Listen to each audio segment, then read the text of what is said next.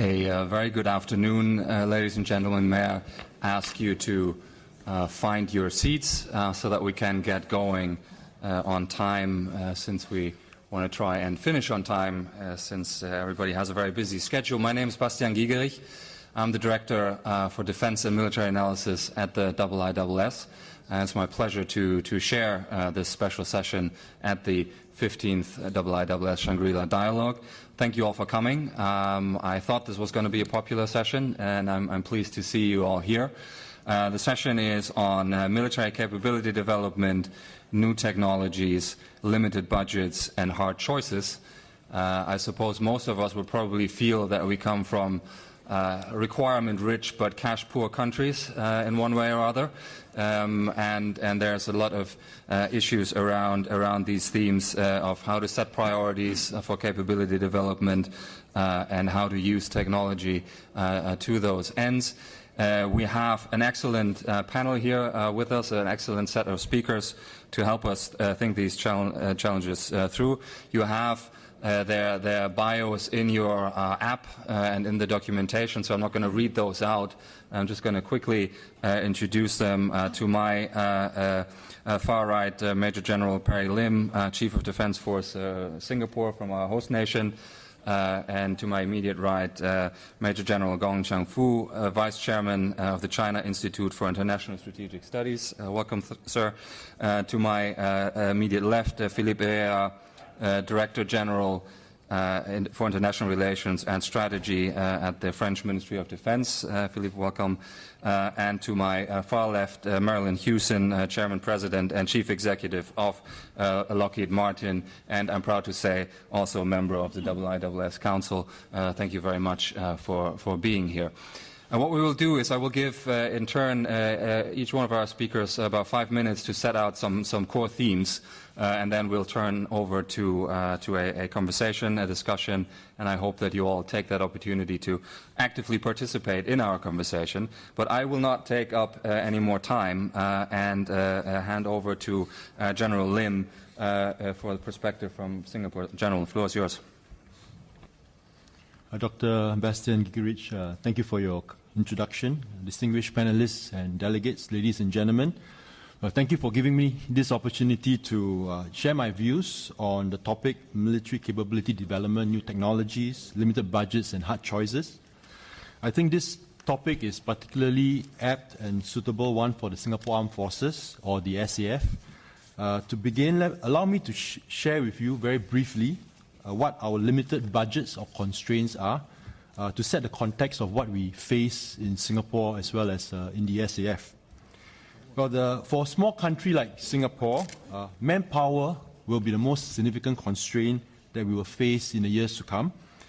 The SAF, as some of you may know, is a conscript force, and the bulk of our armed forces is made up of full-time national servicemen, what we call NSF, as well as our reserve, and we call them NSmen. In Singapore, all able-bodied Singaporeans are required to serve 2 years of compulsory national service, and this is followed by another 10 years in which they are called back every year for up to 2 to 3 weeks for military training. So we have the full-time national servicemen as well as what we call NSmen. These are the reserves. And every year we take in about 20,000 recruits, national servicemen. So with 2 years of national service, we have about 40,000 full-time national servicemen at any given point in time.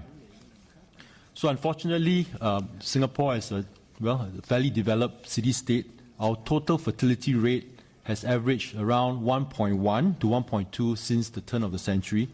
So this is, as you know, far lower than the 2.1 that's required to replace the population. And by 2030, around 15 years' time, our annual inflow of recruits will shrink by as much as 30%, all right, from 20,000 that we get in every year to around less than 15,000. So this is a significant change for the SAF. And this also means that we have a much smaller pool to recruit soldiers, sailors, and airmen to join the SAF as part of a military profession. So that's the first constraint. The second constraint, or what you call limited budget in Singapore, has got to do with space, physical space. So Singapore, as you know, is a very small country, and we are all of 700 square kilometers. It's said that you can actually fit the island of Singapore into Lake Toba in Sumatra. So for military, the SAF, we need space for military training, camps, as well as air bases. And space for military training will always be a constraint for the SAF in Singapore. And the third one has got to do with money. I have to say that the SAF, we are quite fortunate that the Singapore government has been making steady and consistent investments in defense over the years. And this has allowed us to build up the armed forces to a modern and capable armed force. We have had both strong political support as well as public support for the armed force, as well as national service. But that said, we expect our defense budget to come under pressure from other competing demands on the national budget in areas such as healthcare, education, as well as areas like public transport. So when we talk about limited budgets in Singapore, we are talking about manpower primarily, physical space, and then a money budget. So with limited and declining resources as the CDF, my hard choices have involved the allocation of resources. Firstly, the allocation of resources to my 3 services, as well as in building joint capabilities. Second, allocation to continually modernize the SAF to be a deterrent and decisive force against conventional threats versus other operational demands, such as building capabilities against terrorism, as well as meeting some of our peacetime requirements like HADR and other peace support operations. Number 3 is allocation to building new capabilities in new domain areas such as cyber defense and information operations. And lastly, managing how much we would, as armed force, apportion to capability development for the future and apportion to operating, training, as well as sustaining our forces and activities for the present. Right? So those are the dilemmas I face as a CDF in the face of limited budgets and limited resource.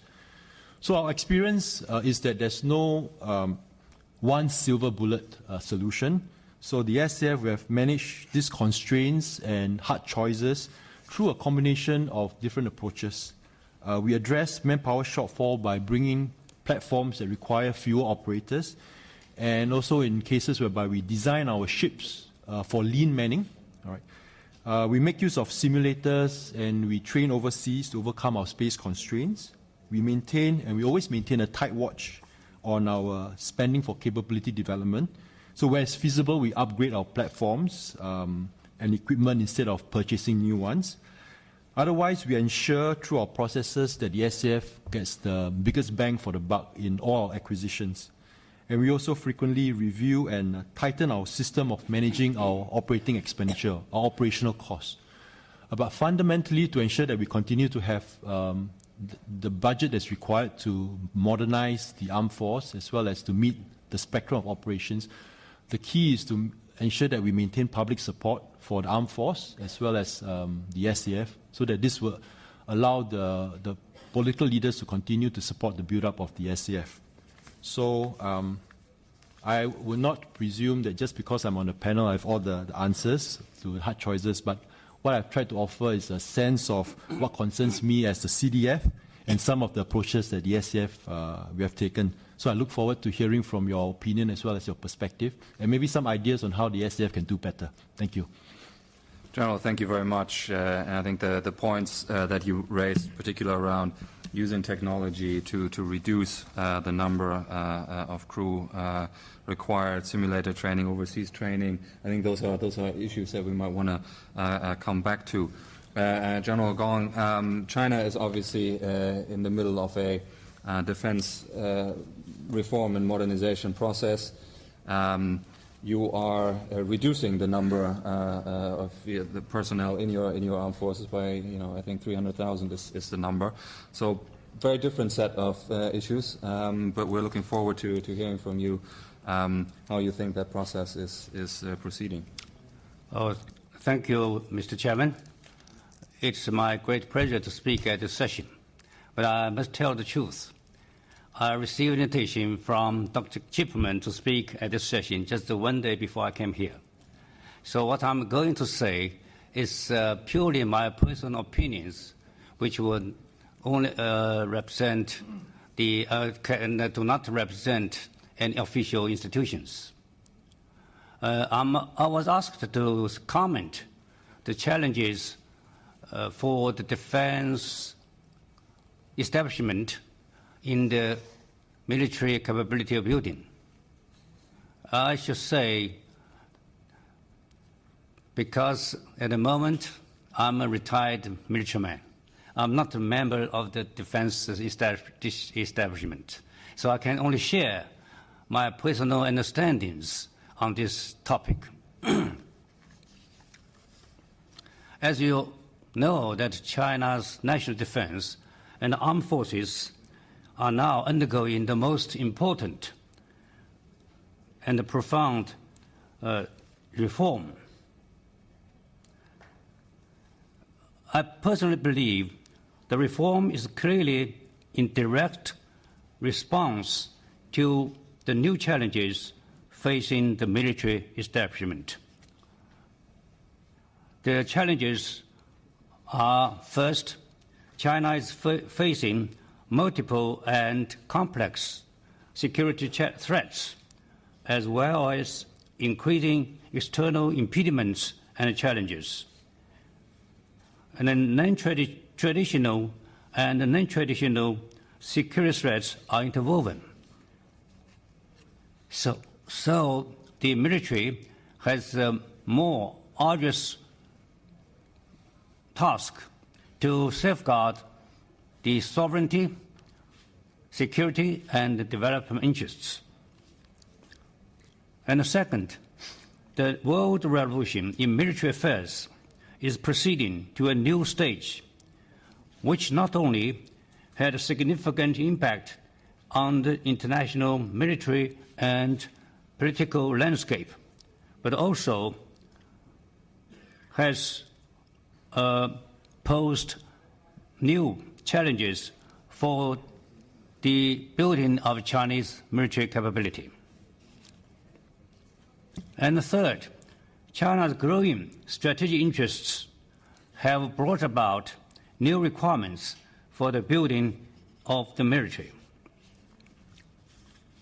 So under such background, the goal of the military reform is to build the strong military which will unswervingly adhere to the principle of the CPC's absolute leadership, uphold combat effectiveness as the sole and fundamental standard, and to build themselves into a people's armed military that follows the CPC's commands, can fight and win, and boast a fine style of work, so as to address various security threats and accomplish diversified military tasks. In my view, the main focuses of the military reform are as follows. First, intensifying strategic management and joint operation command to achieve the objective of the CMC taking charge of the overall task. The theater commands focus on the war fighting and the services and arms pursuing their own construction. And you have noticed so far we have reorganized and optimized the functions and institutions of the CMC and the general headquarters departments. For example, we have already set a new Army headquarters, and we have reorganized military districts into the theater commands, and so on. The second, attaching greater importance to focusing on the preparation for military struggle to ensure the armed forces meet the requirement of being able of fighting and winning.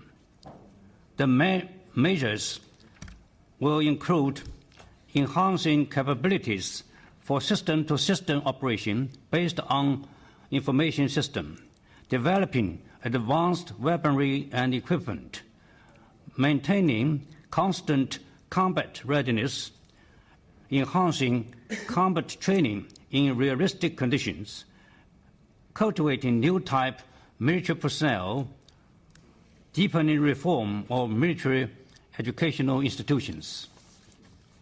And the third, intensifying efforts in running the armed forces with the strict discipline and in accordance with the law, so as to elevate the level of rule by law. And for this purpose, I think you have noticed under the CMC, we have set up some new organizations, such as the Auditing Bureau or the Military Discipline Inspection Committees and so on. And the fourth, or the last, not the least, accelerating the in-depth development of civil and military integration. China will work to establish uniform military and civilian standards for infrastructure, key technological areas and major industries, explore the ways and means for training military personnel in civilian educational institutions, developing weaponry and equipment by national defense industries, and outsourcing logistic support to civilian support systems. So this is my very brief ideas about the ongoing military reform in China. Thank you very much. Well, thank you very much for outlining the core goals that China is pursuing with this current effort, and I'm sure people will want to come back to specifics of that and maybe also talk a little bit about other aspects of defense modernization on the equipment side, perhaps, but we'll see. I'll now hand over to Philippe Errera. Philippe, France is, in my view at least, the European nation, the European country that has had for some time now the most coherent view of these challenges of how to prioritize in the face of budget constraints and uncertainty. So how do you look at these challenges? Thank you, Bastian. It's an honor to be here, and I apologize before starting because I think there are two things we'll never see in our lifetimes, which are sufficient defense budgets and a cure for the common cold. So bear with me. I would like to just lay out very briefly, so that we have enough time for the final panelist and the conversation, the way France sees this process in terms of defense planning and making hard choices regarding defense capacities, the framework, and where that leaves us today in terms of our armed forces.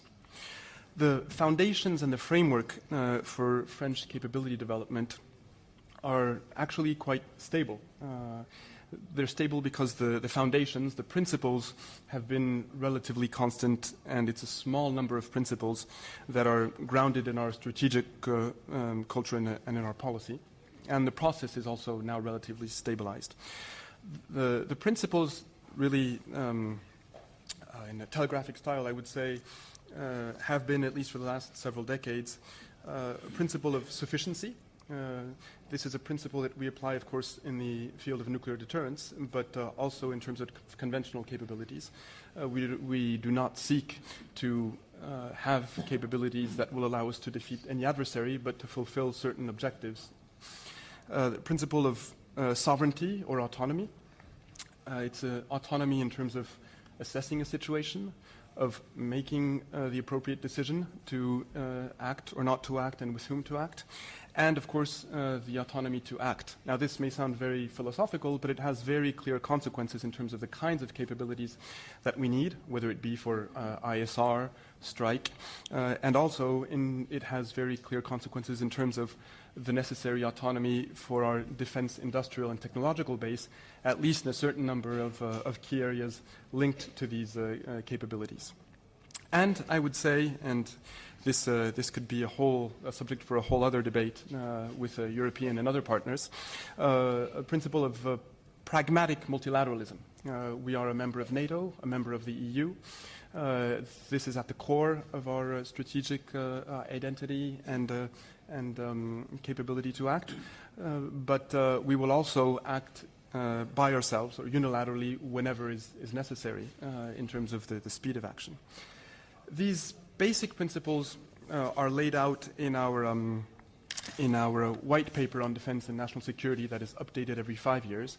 And these principles, and more importantly, the strategic context and the threats that we're confronted with, are laid out in this white paper and then translated into a 5-year military program law that lays out the capabilities that we want to be able to field in quite high level of detail, and the necessary budgets. And today we're in the 2013-2019 period.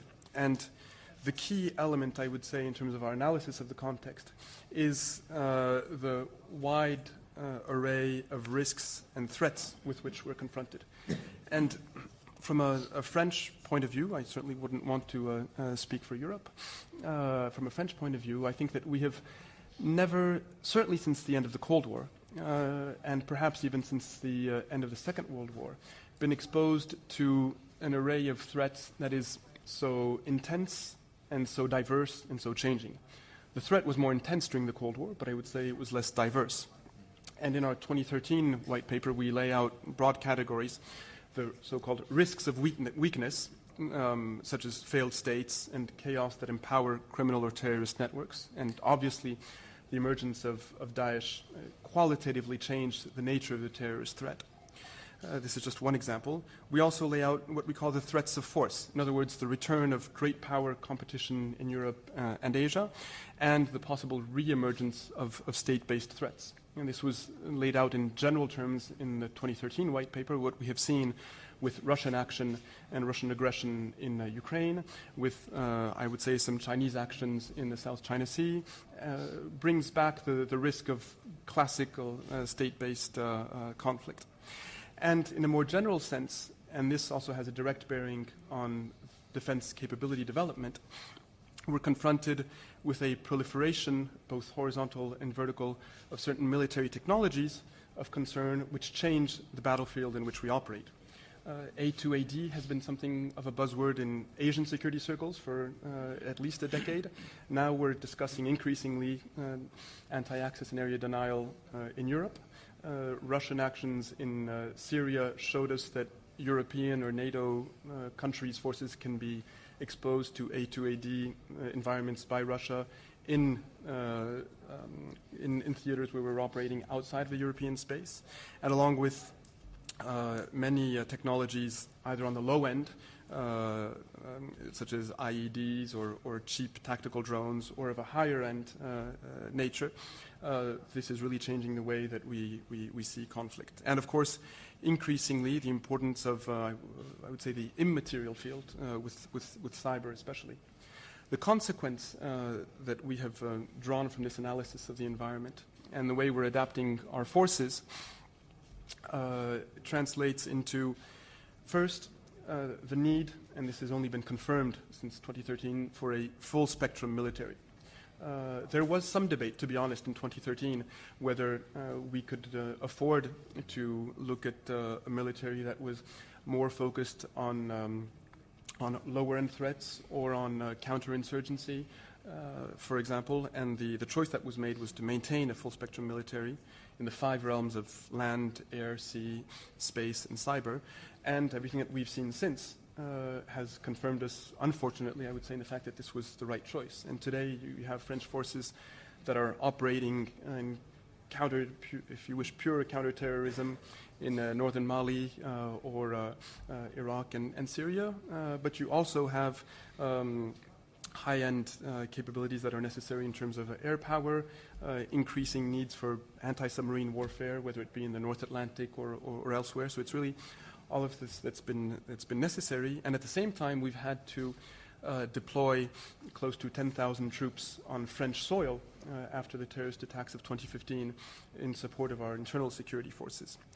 And so the consequences of all of this in terms of budgets were that we decided an increase of our defense budget in 2015. In 2013, the decision was made to preserve the defense budget from any more cuts, which was already a difficult decision in the budgetary environment of the time. In 2015, it was decided to increase the budget by 3.8 billion euros, so close to 10% by 2019, and to stop all cuts in manpower. And in terms of the priorities, in terms of military capabilities and forces, we've focused on those that are really enabling capabilities or technologies in the different fields, such as intelligence or ISR more broadly, such as cyber, such as special operations forces, and continuing to invest, of course, in conventional forces for power projection and our nuclear deterrent. Just one word by way of conclusion. One element which we're continuously confronted with, and I think will continue to be confronted with, is this tension between the temptation to not only act alone, but develop systems by ourselves, systems and capabilities, with the great advantage of autonomy, but also the higher cost. And there are some areas where this is necessary, where there's no choice or no debate, others where there is debate. Where do you place that line? Tension between this and, on the other hand, the advantages of multilateral and multinational capability development. We have a series of programs, Franco-British, of course, Franco-German, broader among European countries. How does that play out? And just second word, of course, from the point of view of our military and of, I would say, defense officials, we will always have limited budgets and hard choices compared to what we would like to have. But nevertheless, one of the keys to answer your question is that the budgets need to be less limited.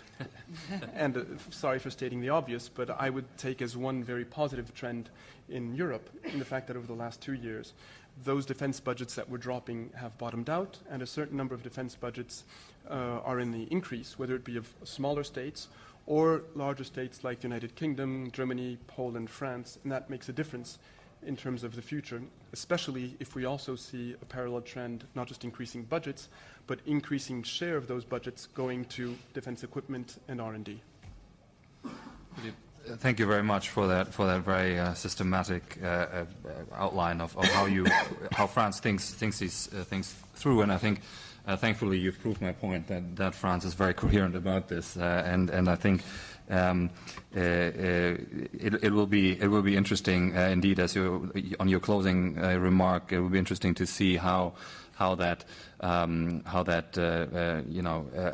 up arrow that we can see now in Europe is translated into new initiatives, and I think it's a bit too early to tell how significant they will be, but I think there is that time now where things will clarify themselves. Marillyn, I think probably when we talk about all these problems, people look to defense industry to come up with the solutions. That's probably the nature of the beast. Technology, interoperability, partnerships, all these topics that must be very much on your mind. I think we're all looking forward to hearing the industry perspective on these themes. So please, the floor is yours. Thank you, Bastian, and thanks for the opportunity to be on this panel with such distinguished colleagues here and among all of you today. I think the opportunity to give an industry voice to this panel is important, and I won't go into the great detail of the kind of military capabilities that we'll hear from around the room, but rather talk a little bit more about how I think that industry can support our militaries as they face these very difficult budgets and tough choices that we have to make in an environment where the global security threats are increasing. We heard a lot about that this morning. For this region specifically, when you look at a range of things that were highlighted on just how diverse and increasingly demanding those threats are and those challenges are, from maritime and territorial disputes to terrorism to cyber threats, and couple that with humanitarian assistance and disaster relief, all of those challenges that each of our countries in this region have means that they do have a need for military capabilities and but among very limited budgets and hard choices. So it does summarize, this topic today certainly summarizes the challenges that our partners face. And it's an opportunity for us in industry to help our partners. As I look at it from industry players, Lockheed Martin in particularly, we certainly support our government partners in this environment by helping to look over the horizon and look at innovative technologies and how we can bring innovation. In fact, as a company, we've been around for over 100 years, and it's this new capability. It started with Glenn L. Martin and the Lockheed brothers and Igor Sikorsky, so way back then that we've been working on innovation for a number of years. And that we bring. But I think what I would like to focus on, just in my opening remarks, are what I would consider 3 priorities that industry in general can do to help militaries. First off is delivering flexible solutions, because we know that the environments that our militaries are operating in is evolving, the needs are evolving, they're very diverse. And so rather than having to choose just one capability over another, we can offer platforms that have the versatility to meet multiple missions. And you may be operating on a common platform, but that platform can then be customized based on the mission requirements, and that's a much more effective, cost-effective solution for you and for the nations that have constrained resources.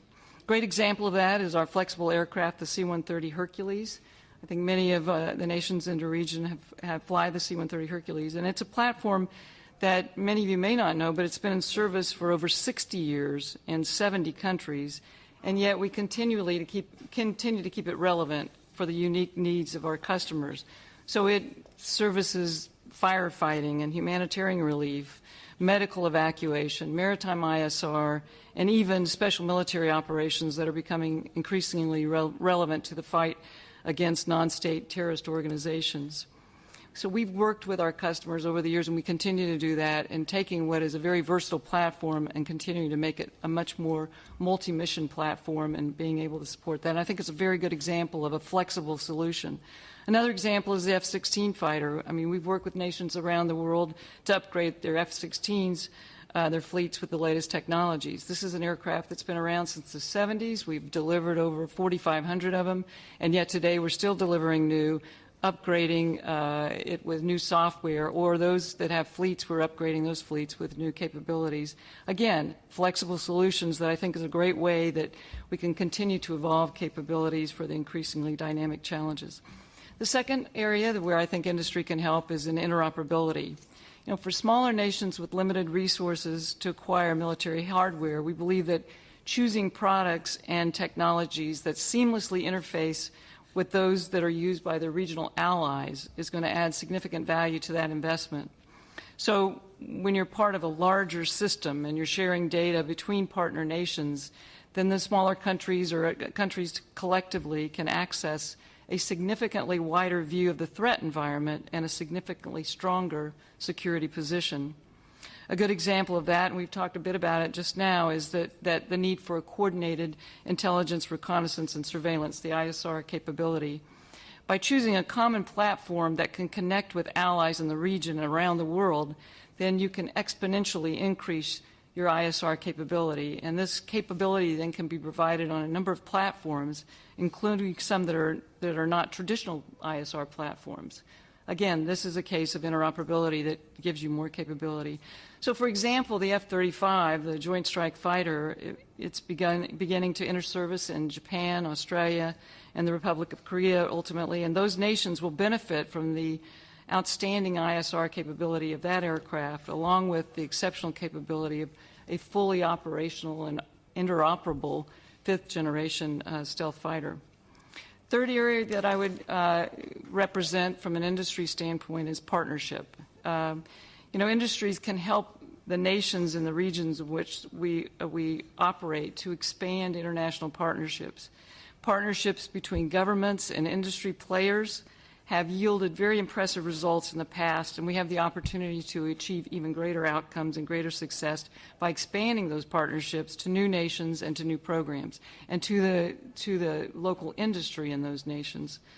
For example, if you think about the ability to partner further, the lifting of the U.S. restrictions on arms sales to Vietnam could allow that country to access new technology while giving them a larger role in regional security. And that's a great example of a growing partnership that happens among governments in the region. And in industry, we continue to strengthen our customer partnerships by investing in building the local industry capabilities. For example, we have partnered with Tata Advanced Systems Limited in India to build major sections of the C-130 aircraft. And that aircraft then it supports that fleet around the world from that joint venture that we have with Tata in India on every single C-130 aircraft that's delivered today. Similarly, on S-92 helicopters, every single S-92 helicopter in our partnership with Tata delivered around the world. A great partnership, and I think one that helps to expand the defensive and industrial capability in India. It's brought a lot of high technology jobs, strengthening local industry as well. In Australia, we've invested in a new submarine combat systems laboratory in Mawson Lakes, and that's another opportunity to build the capability there and partner with local industry. Many companies come into that laboratory where we work on combat systems for new submarines and establish long-term partnerships with those companies. I think, you know, just to wrap up, I think even the Shangri-La Dialogue is an example of a partnership, a case where we collectively can talk about the benefits of partnership, how we can work better together to address the challenges and the opportunities that we have in the Asia-Pacific region. So flexible solutions, interoperability, partnership, I believe, are areas where industry can support your militaries and your nations as you address the tough choices that we have with limited budgets. And I look forward to a robust and productive discussion today. Thank you. Marillyn, thank you very much. I think all of those three core messages that you outlined will resonate here in the region and I imagine beyond, actually. But I think they go to the heart of how technology can help match assets to roles in this rather complex environment, and I'm sure people will want to come back to that point. I'll invite comments from the floor. If you'd like to make a comment, ask a question, please catch my eye in the usual way by putting your name board into the stand like this. I will then recognize you. I should say the session is on the record, so that means when you ask a question, you're on the record as well. But I hope that doesn't deter anybody. And I'm looking forward to comments that either address a particular one of the presentations or themes that emerged across the presentation. So please do let me know. And I'm going to start. I can't read the name with the lady in the corner there. Yes, please. Ms. Åkard. Sorry.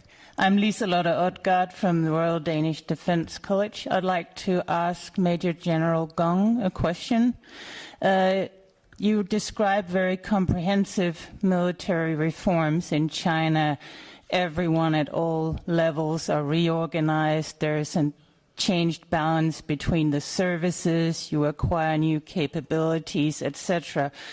Those are very major reforms at a time when China also seems to face very huge challenges that might, bring new jobs and challenges to the military. How do you ensure that the military remains effective during this, what looks like a quite long period of transition, because old capabilities presumably are broken down or lost along as this reform goes along and you're building up new capabilities? How do you ensure that your military continues to be effective during this transition period? Thanks. Thank you very much. I'm going to collect a first set of 5 comments and questions from the floor, and then I'll hand it back to the panel before we go into a second round. Espen Barth Eide, please.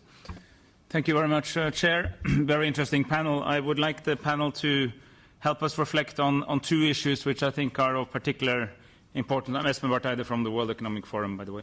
Number one is that in some decades ago, most technological innovation of military relevance happened in the public domain, in military research. Today it's typically the other way around, that there's rather than spin-off, there's a spin-in. Much of the technological innovation happens in the civilian space, and then it becomes militarized at a later stage. And what does that mean for public-private relationship and cooperation in innovation, across and even outside of the traditional military domain? And the other issue, which I think we could reflect a little bit more upon that was done so far, is that the fusion of different technologies that we're seeing now. Just like, let me take one example. When artificial intelligence and autonomous movement and face recognition and big data is connected in new ways, we can have completely new forms of warfare which will really challenge the assumption of the current division into services, for instance, in the military. And that creates some enormous opportunity for warfighting, but also a massive challenge in the fact that this technology is probably going to be accessible to much more people than those who are formerly in the military sector today. And how do we think about security and defense in a way where very advanced technology will be available to much more people than we would like to see have them? Thank you very much. Next on my list is Michael Coulter, please. Thanks, Bastian. A question for Philippe, if I could. It's good to see you again, sir, by the way. It is clear, I appreciate your presentation. It's very clear that French thinking on strategy and priorities is very well thought through. As an observer of France, I've also noticed that the French government appears to think of the French defense industrial base, which you spoke to, as a tool of national power, as a part of the team, if you will, to project strength not only in Europe but internationally. I wonder if you might just comment on lessons that the rest of us can take around the world about that relationship between the French government and French defense industry as we think about how we collectively can address challenges. Thanks. Michael, thank you very much. Sven Biskop. Thank you, Bastian. Sven Biskop from the Egmont Institute, which is the Royal Institute for International Relations of Belgium. So I'll ask a Belgian question to Philippe Errera, if I may. Could you just elaborate a little bit more on about the place of European defense cooperation in your thinking, be it through the European Union or through clusters of countries, but are there areas, for example, in which you feel that the desired autonomy can actually only be achieved by a group of countries, perhaps now or perhaps in the future? Thank you, Sven. And from the IISS, my colleague Ben Barry. Thank you very much for some excellent presentations. But it's as if the last 15 years haven't happened. We've been through 2 wars where the United States and many of its key partners and allies came close to strategic defeat. And one of the reasons was they were slow to adapt.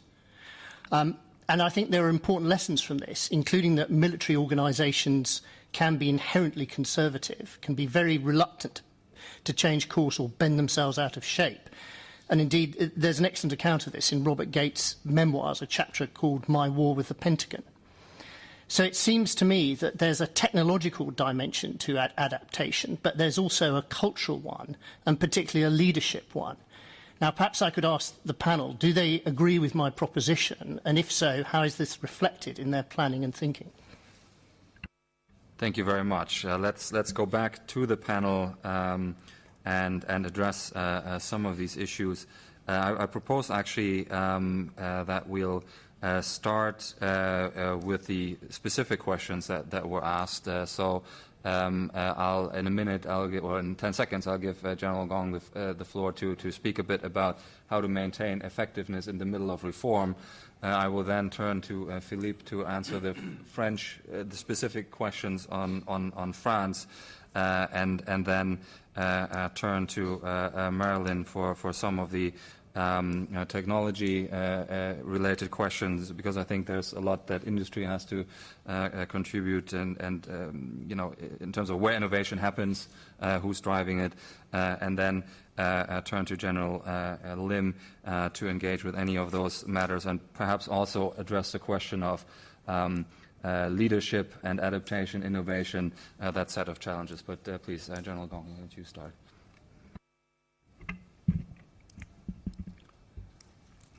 Oh, thank you very much for your question. Of course, I've already pointed out the goal of the reform is just to build a strong army, certainly including that to increase the combat effectiveness of the military. But as you know, as every country would do, the reform will be a long process. It's a gradual process, which will take years. For example, when the United States started some kind of reform, I think they has taken more than 30 years now, they say they still haven't reached the very satisfactory result. And this reform, which is happening in China, certainly is in all-round way. That means I think we have to do this kind of reform in a very gradual and sure way. That is, on the one hand, we certainly will try our best to carry on the reform, to implement these kind of plans. But on the other hand, we still want to maintain a very effective armed forces. So that I personally believe there will be no problem when we are going on this kind of reform, which will affect the effectiveness of our armed forces. Thank you. Thank you, General. I think it's also probably safe to say that it is a process that will take a number of years to implement, and we probably won't see some of the results for quite some time. Philippe, please. Thank you. I'll take the two more specific questions that were put to me, first by Michael Coulter. In terms of relations between the French government and French defense industry, I would say three things. One, maybe, and this is, I really say maybe, one of the things that is specific to France, but I'm not even sure that that's so much the case, is the fact that the government fully recognizes that the defense industrial base and the defense industrial and technology base is linked to our prosperity and just to our economy. I mean, it's 4,000 companies and revenues of almost 15 billion euros and around 170,000 direct and indirect jobs. So relations with the notion of the arms industry, the defense industry, as being potentially politically sensitive are not there as they may be in other countries, but I think that's not so specifically French. But also that exports for the defense industry are good for France, and in the other, I'd say reversely, I'm sorry, that in terms of the choices that are made by the clients of French industry, of course, first and foremost, it's the quality of what they're buying, the fact that it fits the specifications and that the costs are what they want, etc. But also that they are engaging in a relationship or in a partnership that with the French government that is a strategic and political background and foundation to this. I would take the example of something that made the news quite recently, which was the choice by Australia for a DCNS as the company with which it wanted to move forward on its major C-1000 program. It's, of course, for the Australian government to say why it made this choice, but what we've heard and what was said publicly was that it was not just a platform, but also the partnership with France as an Indo-Pacific power, the operational cooperation with our Navy, and the notion of a country that has both a very strong attachment and it's given itself the means to have a strategic autonomy in this very sensitive sector, and also a very close and I would say almost intimate strategic relationship with the United States. So it's both ways. And of course the fact that for the French defense forces themselves and for our own needs, there is enough procurement to be able to help the French defense industry. The question on European defense cooperation and areas where, and I like the way you put the question very much, areas where we can only have autonomy through cooperation, if I understood you correctly. I would say that's true, and I would say that's increasingly true in a time of constrained budgets, but the whole challenge is to choose the areas where this can be done, in other words, where we can afford, if I can use that term, to cooperate with partners and therefore be dependent on them, and at the same time where we need to do so because otherwise we would not be able to have a capability if we wanted to carry it out together. And here it's all a question of fine-tuning, but I would take one example which is not institutional, it's not the EU or within NATO, it's the European Air Transport Command, where essentially a group of European countries both members of the EU and not, pooled their strategic and tactical lift capabilities in sort of a bank where we can mutually lend each other flying hours when our planes are not being used. And it gives us far more ability for lift than if we were to do this only separately, while at the same time allowing each and every one of us the capability to use the means for national missions whenever it's needed. There's also, for example, this is just a project, but even as a project, we would not have been able to carry it out alone. Franco-British work on the future unmanned combat air system, which, given just the budgets involved, require cooperation. On the industrial side, the whole project, what's called one MBDA, in other words, having the British and the French branches of MBDA work together seamlessly, which has a whole series of consequences on industrial choices, on export controls, allows the two countries to preserve key capabilities in this area that's essential to sovereignty in a way that we would not have been able to do separately.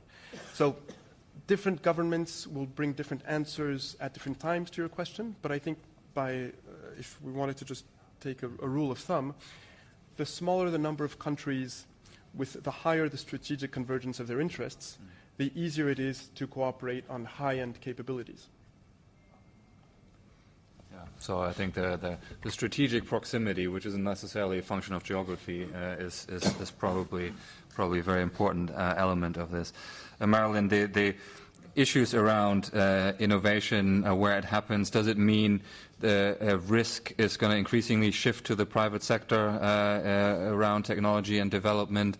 Arguably, possibly that has already happened, but I was wondering what your views on that were. Diffusion of technology is another theme that seems quite important. Please let us hear what your thoughts are on these issues. Sure, thank you. Well, I guess, if I understood your comments at the beginning that everything's now happening in the commercial sector as opposed to in the military industrial complex, I don't quite agree with that. I don't think it's quite that fallacy of composition that everything is that way. I would agree that there are new technologies, big data analytics and things like that are driving a lot of change. But if you just reflect on, what is happening in defense innovation, and when I talk about that, I think if I understood you, it's the commercial, non-military versus defense. You look at the internet, you look at autonomy and unmanned and a lot of new materials that because of space exploration, because of needing to have, lower weight, higher power, smaller size, nanotechnology and things of that nature. It really does begin in the defense industry, and then it ultimately goes into civil applications. And I think a lot today of some of the new technologies that are becoming more important in the environment that we face in the threat environment, whether it's directed energy or hypersonics or things like that, they are developed in the defense side. Ultimately, they do move over into the commercial side. At the same time, I think it is important that both industries are growing, and we see even in the U.S. a move toward making sure that our Defense Department is looking at Silicon Valley and other places to look for new research and development. We as industry, defense industry, are also and have been for years reaching in and partnering with companies in those environments. And because we know how to do business with our governments, we become the conduit for that, where we're drawing from small and medium-sized businesses for their innovation and then bringing it together into our capabilities. So I guess my view is that in terms of public-private partnerships or defense industry with the military, that hasn't changed a lot. It's just a matter of, as the technology grows, making sure that it's bi-directional, that you're pulling it into the defense capability, but at the same time, what we're doing in space and defense applications ultimately move into commercial. I don't see it as one way or the other, and I think it's just something that we have to always be looking for where the innovation is, and the small and medium-sized enterprises is where we find innovation. In fact, 60 to 70% of our sales are actually in the supply chain, and we aggregate them up into whole system solutions that we provide to our customers. Thank you very much.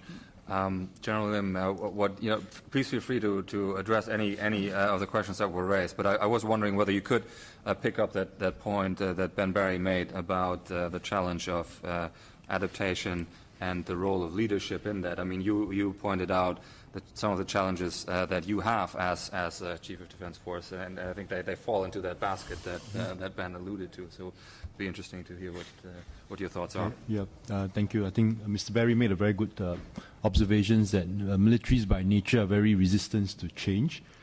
All right, so whenever I talk to my people and make certain suggestions and give ideas for them to make certain changes, and when the change doesn't happen, it's usually a case of mixed feelings for me.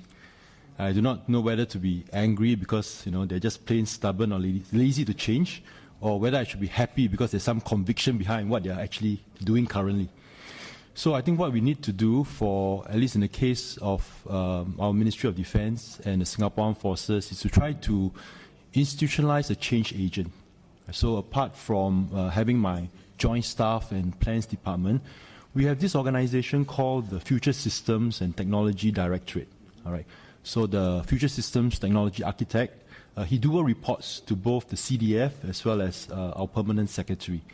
And his role with his directorate is to come up with alternative concept of operations, as well as all the technological possibilities to offer to the armed forces in terms of ideas and alternative before we set on our paths on doing what we want to do. All right. So as the CDF, I have to, in terms of leadership style, take a fairly impartial approach to consider all the opportunities. And what we do as a matter of process is to allow the FSTD to present their alternative ideas and CONOPS at our meeting. And we allow them to present the alternative CONOPS and ideas at the start of the meeting, not at the end of the meeting. All right. So that's what we want to do.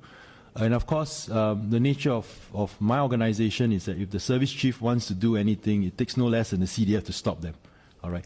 And I usually have to make an intervention early in the process before the staff officers develop on their ideas, write their thick papers. Because once that happens and you have not intervened, then the inertia to change is tremendous. So in terms of leadership, it's important to understand the nature of your organization, and so that you can motivate the change. All right. I think there was also another question about advanced technology being in the hands of ordinary people and how that concerns the military. I would say that concerns the military a lot.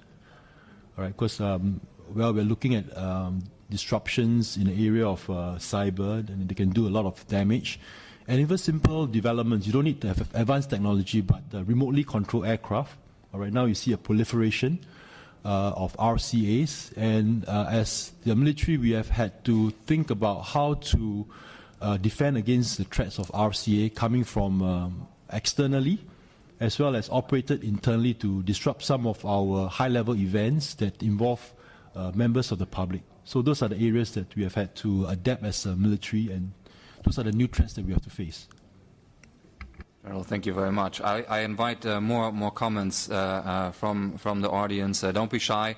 Yes, and if you feel physically able to project, if you're not sitting at the table, obviously it's okay to ask questions from the other rows as well. The problem is we don't have a microphone back there, but I'm sure we'll manage. I'll again collect 4 or 5 comments, and I'll start with Rainer Pommerin to my right. Rainer. I liked very much the question, the tool of national power. It's not only the tool. In the German case, it's not that people think that the arms industry is a tool of national power.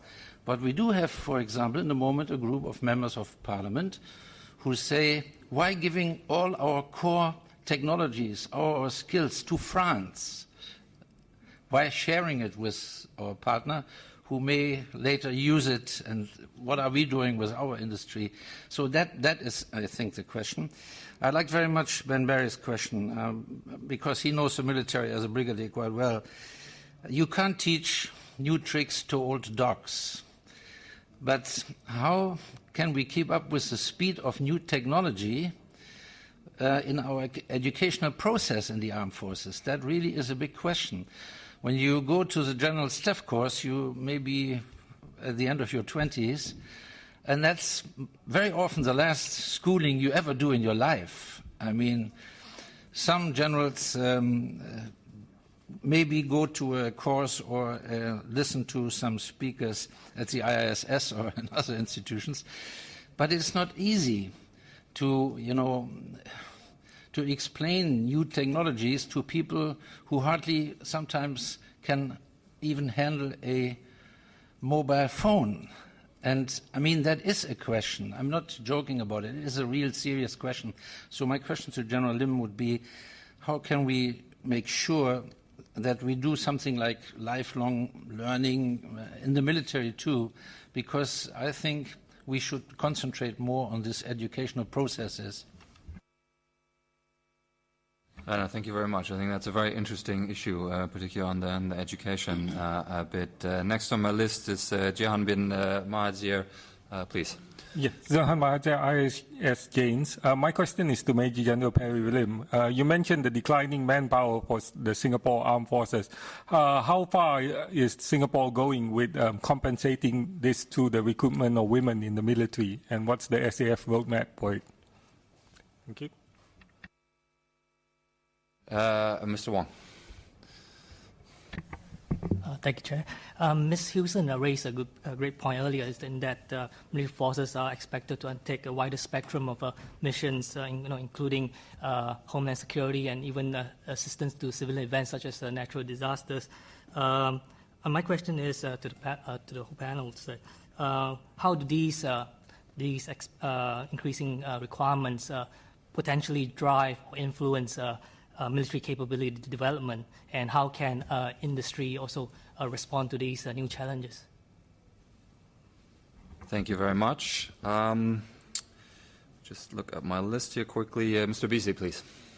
You need to shout a bit, I'm afraid, or...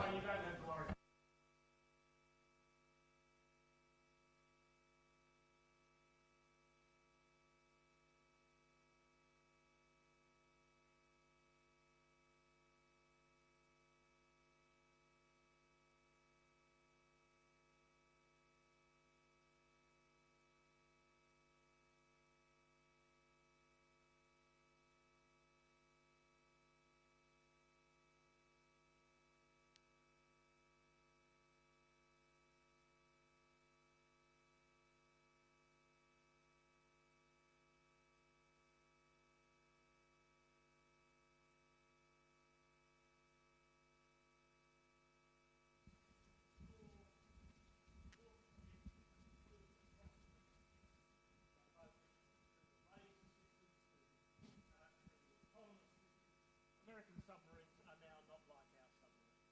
They have totally different capabilities underwater. This is, doesn't matter. They can't translate. They can't, sorry.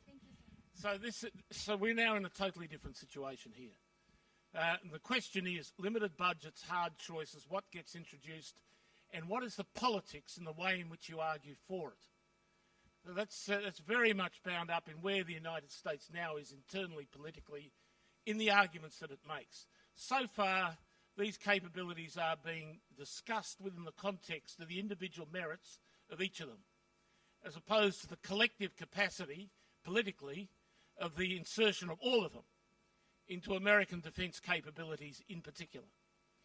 And given that these technologies are basically about, from 0 to, say, 10 years away from full deployment, the actual politics of them are immediately upon us.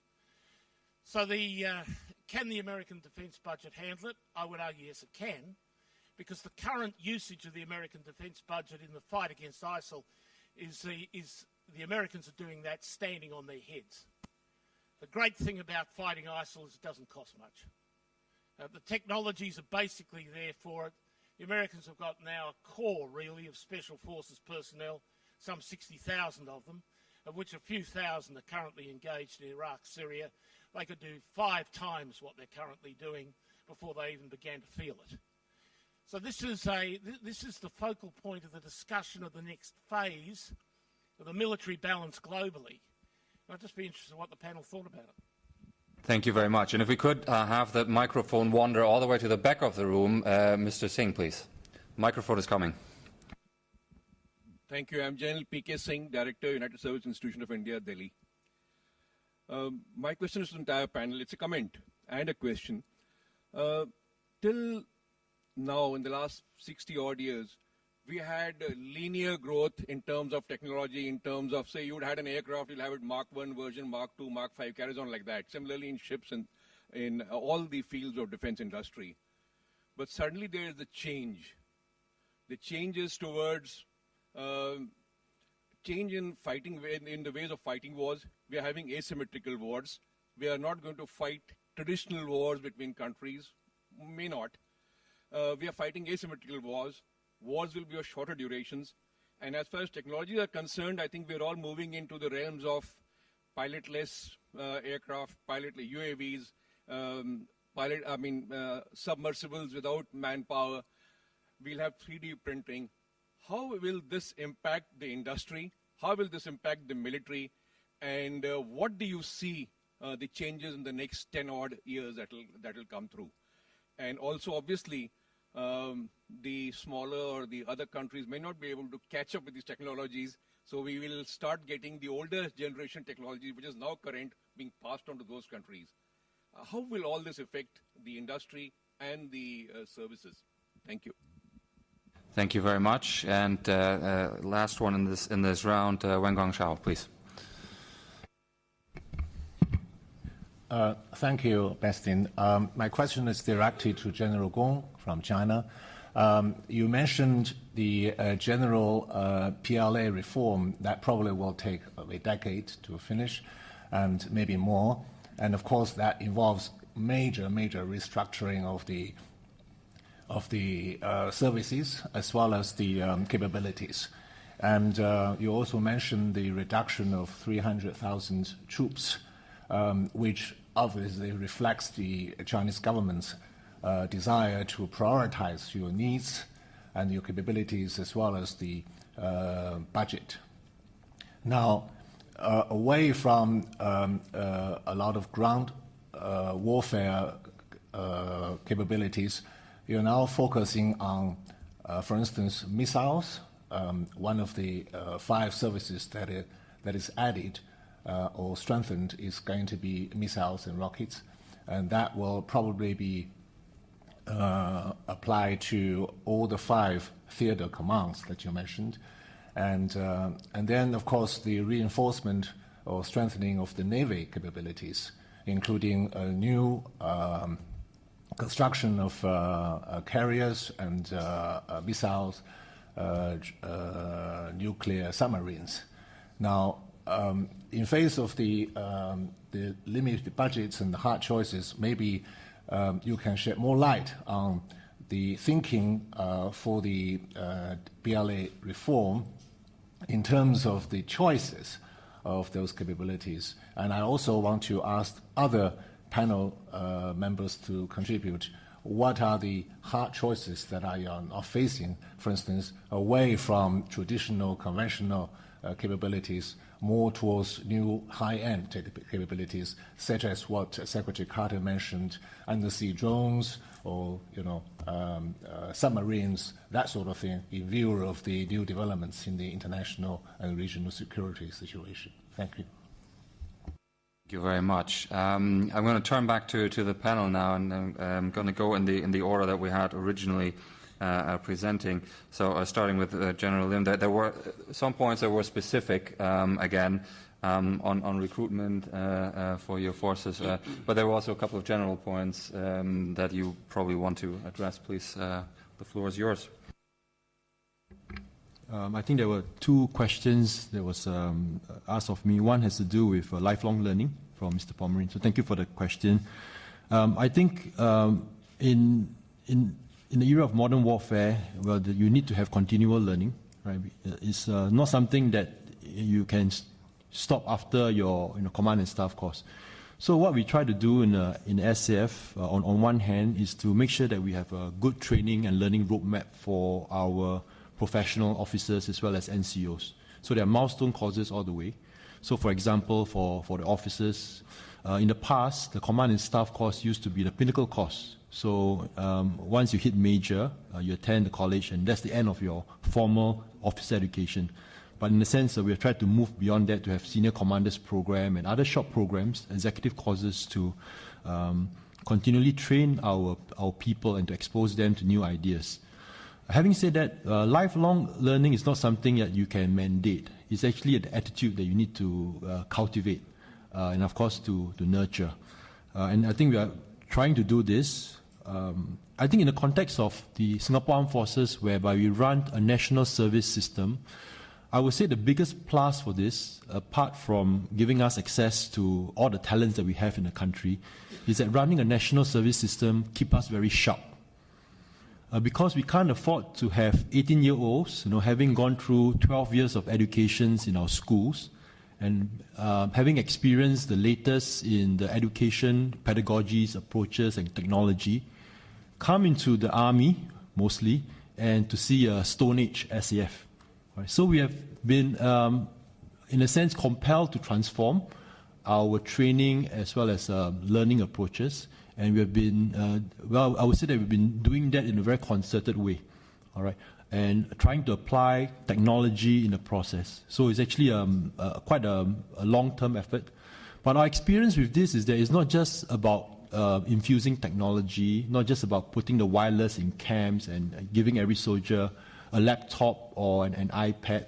It is about curriculum transformation, all right. You first need to transform your curriculum in a way that can be delivered based on a modern approach. So we have adopted a very disciplined approach in a sense that if you cannot provide proof that you have made fundamental changes to your curriculum, if you can't do that, we will not give you budget to buy laptops, put in the wireless, and put in the technology. So that's what we've been trying to do. So it is a work in progress, and I think we have achieved some small successes in our basic military training as well as in our junior command schools, so that they don't get a big culture shock, the day they enlist for the army. So in a sense, national service has kept our training and learning system sharp because we have been compelled to transform. On the second topic of the recruitment of women, if you're talking about recruitment of women for a regular career in the armed forces, obviously for the Singapore Armed Forces, we are not happy at our current levels. In terms of regular service women, they only comprise 7% of our entire regular force. And obviously there's room to grow. So we are making concerted effort to recruit women. All right. And our experience with recruiting women is not just about organizing a women's only recruitment seminar. You need to make sure that your approach is right. All right. You get service women to talk to prospective women candidates. All right. You don't flood the place with a lot of men because they get, sometimes you scare them away. All right. So that's been our experience. But we're trying to raise the proportion of regular women, service women to around 15% for a start. All right. And as a CDF, this is something which I have to give my personal attention for things to move. But if you are kind of asking the question in the context of national service, whether we're going to introduce national service for girls in Singapore, I would say not at this point in time. If you look at the conscript systems around the world, national service system around the world, and at the risk of being immodest, the reason why Singapore is able to uphold the national service system is because we kind of stick very strictly to three principles. One is the principle of equality. All right, that means it shouldn't be a case of fair or unfair. Second is the principle of universality. That means once you have a national service system, we make sure that we enlist every male Singaporean. So we don't make any exceptions. Everyone has to be enlisted. All right. The only exceptions we made are for cases of severe medical conditions. Right. Otherwise, every Singaporean males get enlisted. So there's no question of fair or unfair. Regardless of your family background, you are enlisted. So if we were to open national service to women, all right, we have to apply the same principle of universality. All right, so everyone get enlisted. So from 20,000 inflow, overnight I get 40,000. And frankly, the Singapore Armed Forces cannot deal with that numbers. All right. And once you have excess numbers, chances are they will not be employed meaningfully. So that is the dilemma that we face. Right. So I always say that I'll leave it to the next CDF to think about it. Very good. Thank you very much. General Gong, there was a question whether China feels that it even has to make these hard choices, if I understood you correctly, and if so, what some of these choices might be. Please.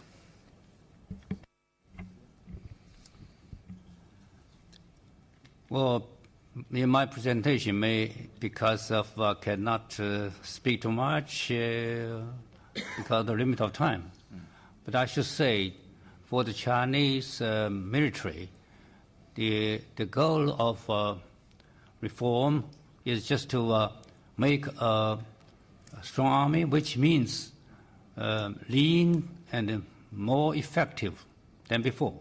So for this, I think certainly the Chinese government has announced that will reduce the number by 300,000 in the next few years. And at the same time, of course, we have to adjust the proportion of the different services and for arms. For example, traditionally, China is big. We have a big armed forces, which mainly with the army as the major component. And comparatively speaking, I think the Air Force and the Navy have always been much smaller than the Army. But if we look at the other countries, the major powers in the world, I think, generally speaking, their proportions of the different services are quite balanced. So in this case, from the reality, we certainly have to adjust this kind of proportions of the different services and arms. And another very important, of course, you understand that I have mentioned that we have growing strategic interests. As a major country, I think we have expanding overseas interests. For example, we have to take care of the security of the energy, the resources, the strategic sea lanes of communication, and the personnel asset abroad. So all these things, I think, we should have capabilities to go not only to have this offshore water defense, but we also have to go to carry out more missions. And another very important thing is that as a major power or responsible power, we have more international responsibilities. These days, the Chinese armed forces are engaged in international peacekeeping, escort missions, and we have taken part in different international rescue operations or disaster relief or all these things. So for these kind of missions, I think we should have sufficient Navy to carry out this kind of issues. So that's why we have to make these kind of choices. And for these choices, I think we learned from our past experiences, but also we have looked at the military revolution in the world. What are the countries are doing, and maybe we can learn something for our benefit. So that's why this kind of change will certainly take place in China. Thank you. Thank you very much for that answer. And I think some of the developments, like the Chinese presence in Djibouti, they're all signs of that growing international footprint and the need to think about logistics, supply, and all these kinds of things that in the past probably presented themselves in a very different light for China. Philippe, I think one of the questions for you was why, when France and Germany do something together in defense industry, why does France always win? I think that was what Rainer was getting at. But then there were also a couple of other broader themes with regards to how new security challenges affect requirements. And I wonder whether you wanted to say something about that whole issue area around anticipation knowledge, which I know has been very prominent in French thinking. But please choose your theme. Sure, I'll take a crack at those two. Just to reassure you, if it had been a Frenchman asking the question, he would have asked why it's always in Germany's benefit. And I think the fact that we continue to cooperate means that there's something in it for both of us, which is what makes this sustainable beyond the political impetus, and that's what's important. The question that was put in terms of the increasing number of missions and challenges with a finite set of forces is one that we're confronted with every day.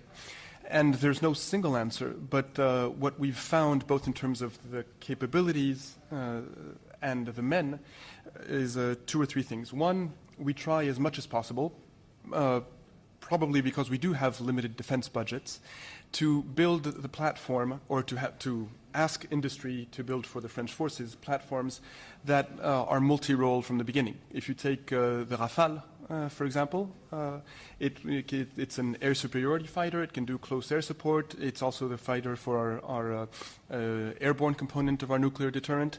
And in a few years, it will be the only fighter we have in our armed forces, so it can carry out all of these missions. Our attack submarines, especially the next generation Barracuda submarines, will be able to, of course, contribute to the nuclear deterrent mission, but also special forces insertion, intelligence capability, land attack cruise missiles. So if you have few platforms, you want them to be able to do a lot from the outset.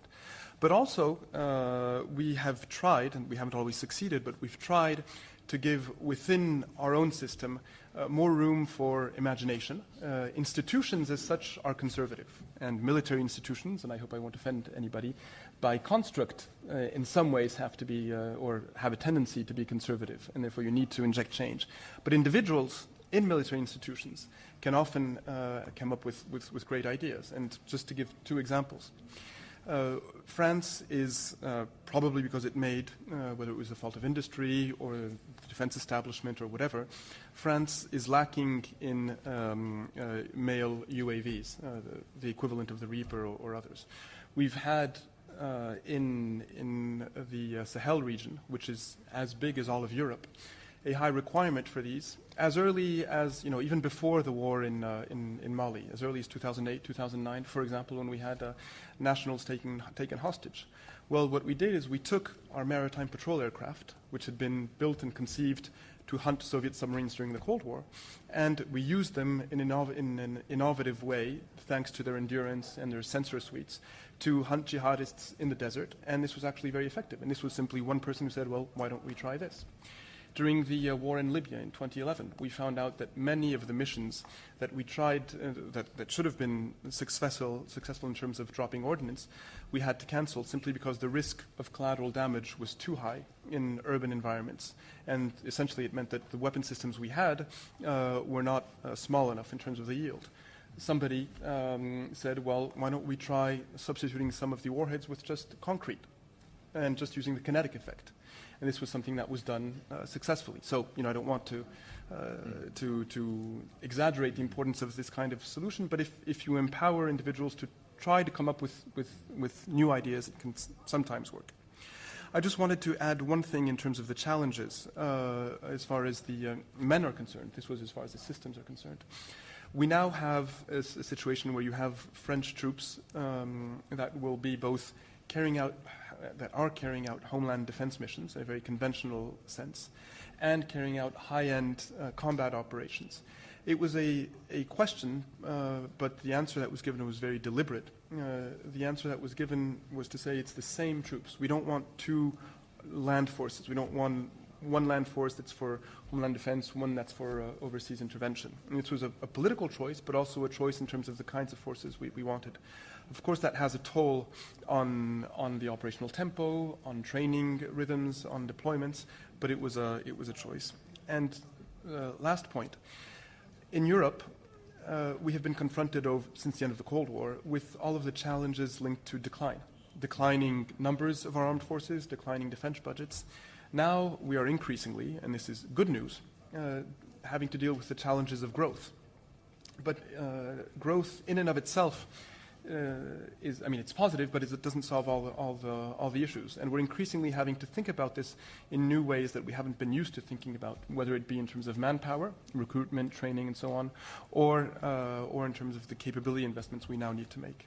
And I think that this is one of the areas where, between Europeans, we can pool more thinking together. In Asia, you've been dealing with the challenges of growth and not of decline as far as defense budgets are concerned. In Europe, it's different.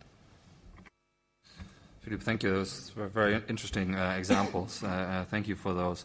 Marillyn, I can't quite resist to ask you to say a few words on the third offset, if you don't mind, and also engage with that with another theme that was around, historically thinking about technology in a linear way, and now thinking much more in disruptive terms and a much faster pace. That must matter to Lockheed quite a bit, and I wonder what your thoughts were. Thank you. Sure. Thank you for that question. I guess I just reflect back on a few things that Philippe said earlier that I think is important. Is as we talk about the defense industry or industries support, whether it's in France or the U.S. or any one of your countries, I think the point around the partnership around national security is critically important, but it's also economic growth with the high-tech jobs, with the innovation that comes with that, with the exports. And, they are inextricably aligned, economic security and national security. And so just keeping that recognition in front of us around where industry plays, I think is very important. In fact, as we talk about things like the third offset, and I appreciate Ambassador Beasley's comments around that, this idea that you really need to take a leap forward to get an advantage over your adversaries, and we've had a couple of offsets to their capability in the past, and now this third offset, whereas we mentioned precision weapons and stealth and things like that in the past, now what is it? And a lot of it in this third offset is the human-machine interface. It's a lot of the unmanned autonomy, the directed energy, and things of that nature, speed. How does industry get engaged in that? How do you? I think the question was, how do you handle that? How do you get your budgets aligned around that, et cetera? And I think it starts first of all from the communication with industry or among us. What is it we're trying to achieve? What are those kind of capabilities that you have to have? And then it's really resourcing them. If you don't put the R&D budget around it, and so in the U.S. There has been budget put around that in the most recent President's budget request around upping the research and development budget in order to focus on that, because that then drives where the resources in industry as well as in the government go. But it's got to be this first off communication. What is it we're trying to accomplish? What are the initiatives? What are the threats? How do you go and address that industry and government? And then get the R&D expenditure around it, incentivize industry to spend money, prioritize their dollars around that, and open the aperture to both defense and commercial. We talked earlier about open the aperture to where is the innovation, where do you bring that innovation in. Each one of our companies, the technology is really that's our lifeblood. I mean, that's how we create value for our customers, for our investors and others. And so we have to be aligned with where our customers are going, or we're going to fail. We're not going to continue to survive as industry. So I guess the point around this is that it's communication on what it is we're trying to achieve, and then you will see, and resourcing it, and then you will see industry line up and match those resources, because that's really the economic answer. That's the incentive to continue to grow in those areas. Thank you very much. I think I really enjoyed the session, I have to say. It was a great pleasure to listening to all the interventions, and thank you all for the comments from the floor as well. I think it made for a very rich discussion. I started 1 minute early, and I will close 1 minute early as the room needs to be prepared for the next session. But before we break, I'd like us all to thank our fantastic speakers for a very engaging session in the usual way. Please give them a loud round of applause. Thank you very much. I hope you enjoyed it as much as I did. I thought this was fascinating. On one housekeeping point, I'm asked to tell everybody to leave your name boards here in the room. I'm not quite sure why, but let's do that. I'm sure it helps with some whatever happens next. And I hope to see you in the other sessions in the remaining time of the dialogue. Thank you.